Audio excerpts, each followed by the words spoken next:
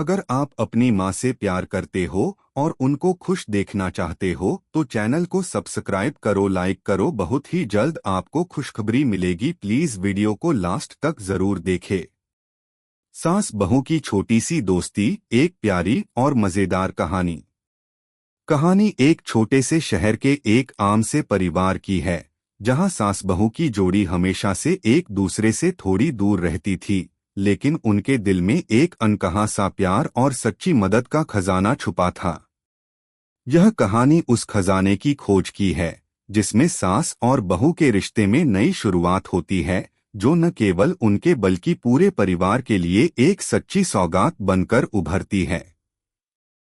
शुरुआत। अंजलि और उसकी सास श्रीमती रमा देवी एक ही घर में रहती थीं। अंजलि की शादी को अभी 2 साल ही हुए थे और उसकी सास के साथ उसका रिश्ता थोड़ा औपचारिक था। दोनों के बीच कोई बड़ी समस्या नहीं थी, लेकिन एक हद तक दूरी थी। अंजलि अपनी माँ से बहुत करीब थी और रमा देवी को अक्सर अपने पुराने जमाने के विचारों को लेकर आलोचना करते हुए पाती थी। रमा देवी भी अपनी बहू को कभी पूरी तरह से समझ नहीं पाती थीं। वे अंजलि को अपनी बहू के रूप में तो स्वीकार करती थीं, लेकिन उसे अपनी दोस्त या सहेली नहीं मानती थीं। लेकिन जैसे जैसे दिन बीत रहे थे, अंजलि महसूस करने लगी थी कि उसकी सास के साथ संबंधों में कुछ सुधार की आवश्यकता है। रमा देवी को भी यह लगता था कि अंजलि से थोड़ी और निकटता बढ़ानी चाहिए, ताकि घर का माहौल बेहतर रहे। पहली मदद। एक दिन अंजलि को एक ऑफिस प्रेजेंटेशन के लिए बहुत महत्वपूर्ण काम सौंपा गया था। वह पूरी कोशिश कर रही थी, लेकिन समय की कमी के कारण उसे घर के काम और अपने ऑफिस के काम के बीच संतुलन बनाना मुश्किल हो रहा था। उसकी माँ की तबीयत भी खराब हो गई थी और वह उसे देखने के लिए कुछ दिन के लिए घर से बाहर भी जा रही थी। रमा देवी ने देखा कि अंजलि बहुत तनाव में है। वह जानती थीं कि अंजलि को ऑफिस का काम करना है और घर का काम भी पीछे नहीं रह सकता। इसलिए बिना अंजलि से कुछ कहे रमा देवी ने उसकी मदद करनी शुरू कर दी। उन्होंने अपने तरीके से घर के छोटे छोटे काम जैसे रोटियां बनाना, कपड़े धोना और सफाई करना शुरू कर दिया। अंजलि को यह देखकर बहुत आश्चर्य हुआ, क्योंकि उसे कभी नहीं लगा था कि रमा देवी इतने प्यार और चुपके से उसकी मदद करेंगी। अंजलि ने एक दिन रमा देवी से पूछा, माँ, आपने इतने सारे काम कैसे कर लिए? मुझे तो लगा था कि आपको आराम चाहिए था।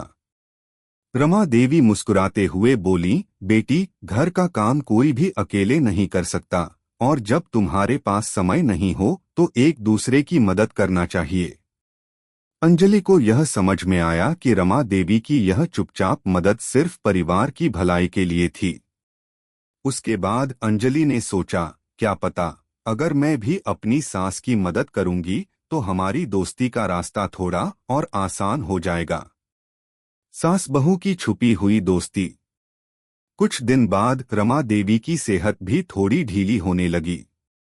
अंजलि ने महसूस किया कि अब उसकी बारी है, ताकि वह अपनी सास को आराम दे सके। एक दिन उसने रमा देवी को आराम करने के लिए कहा और खुद रोटियां बनाने के लिए किचन में चली गई।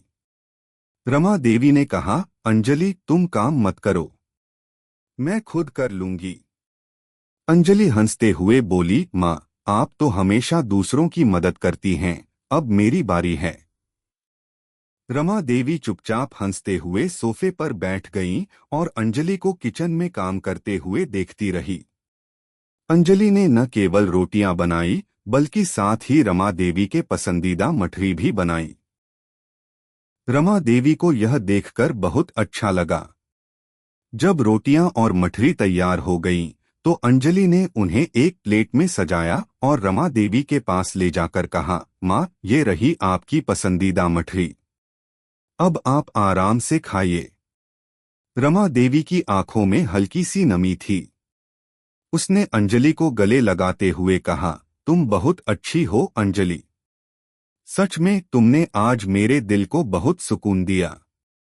यह वह पल था जब अंजलि और रमा देवी के बीच का रेशमी धागा, जो कभी बहुत पतला था, अब और मजबूत हो गया था। उनके बीच एक छुपी हुई दोस्ती का आरंभ हुआ था, जो अब उनके रिश्ते में आत्मीयता और प्यार लेकर आया था। परिवार को चौंका देना। अब जब रमा देवी और अंजलि एक दूसरे की मदद करने लगे थे, तो परिवार के बाकी सदस्य, विशेष रूप से अंजलि के पति अमित को यह देखकर बहुत आश्चर्य हो रहा था। उन्होंने कभी नहीं सोचा था कि उनकी मां और पत्नी के बीच ऐसा कोई संबंध बन सकता है।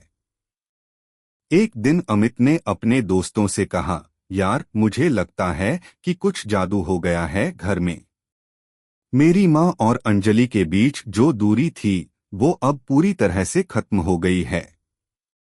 अंजलि और रमा देवी ने मिलकर न केवल घर के कामों में एक दूसरे की मदद की, बल्कि कभी कभी दोनों साथ बैठकर पुरानी फिल्में भी देखती थीं, जिन्हें रमा देवी बहुत पसंद करती थीं। वे एक दूसरे से अपनी समस्याएं और खुशियां साझा करने लगी थीं। फिर एक दिन घर में एक बड़ा आयोजन था, अमित का जन्मदिन। अंजलि और रमा देवी ने मिलकर उसका पूरा प्लान किया। दोनों ने मिलकर उसके पसंदीदा पकवान बनाए और रमा देवी ने एक खास केक भी तैयार किया। जब अमित घर आया और उसने यह सब देखा, तो वह बेहद चौंका हुआ था। माँ, तुमने ये सब कैसे किया? अमित ने आश्चर्य से पूछा। रमा देवी मुस्कुराते हुए बोली, हम दोनों ने मिलकर किया। अंजलि ने मेरी मदद की और मैं उसकी। अब हमें समझ में आ गया है कि परिवार का मतलब सिर्फ खून का रिश्ते नहीं, बल्कि प्यार और सहयोग है। अंजलि ने भी अपने चेहरे पर मुस्कान के साथ कहा, हम दोनों ने सीख लिया है कि अगर हम एक दूसरे की मदद करें तो किसी भी समस्या का हल निकल सकता है। सास बहू का नया रिश्ता। इसके बाद अंजलि और रमा देवी के बीच का रिश्ता पहले से कहीं ज्यादा मजबूत हो गया। वे एक दूसरे के लिए न केवल परिवार के सदस्य बन गए थे, बल्कि अच्छे दोस्त भी बन गए थे। उनका रिश्ता अब केवल सास बहू तक सीमित नहीं था, बल्कि एक सच्चे दोस्ती के रूप में भी विकसित हो गया था। एक दिन अंजलि ने अपनी सास से पूछा, माँ, क्या आपको कभी लगता था कि हम दोनों ऐसे अच्छे दोस्त बन सकते हैं?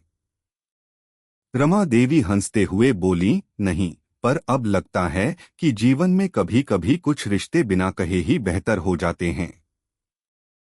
हमें एक दूसरे की मदद करनी चाहिए और यही सच्ची दोस्ती है।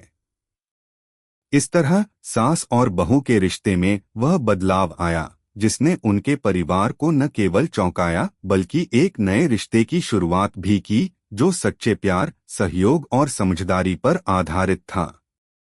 इस कहानी से यह सीखने को मिलता है कि रिश्तों में समझदारी, समर्थन और प्यार से किसी भी दूरी को खत्म किया जा सकता है, और यही सास और बहू की छोटी सी दोस्ती की असली खूबसूरती थी।